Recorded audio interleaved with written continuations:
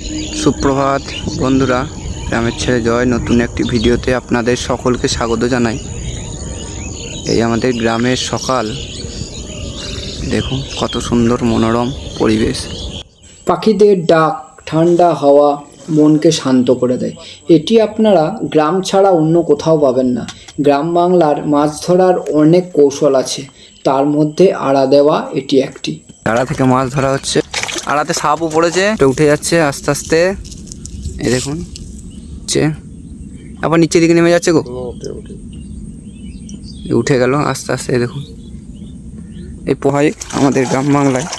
এই যে দেখুন বাঁশের বেড়ে দেওয়া হয়েছে, এইও দেখতে পাচ্ছেন। এখানে একটা গর্ত করা হয়েছে, জলদি করে এরকম করে জল একে একে তুলে নিতে হয়। এই ধরা হচ্ছে মাছ, এই দেখুন।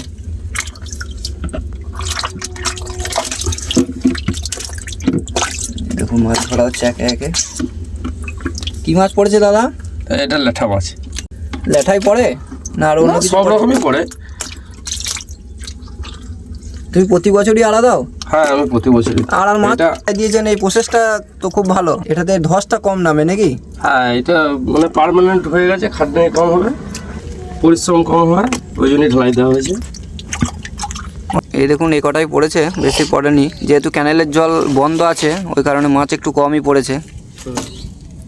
ক্যানেলের জল দিলে তখন একটু মাছটা বেশি পড়ে। ভিডিওটা এখানেই শেষ করছি, দেখা হচ্ছে নেক্সট ভিডিওতে।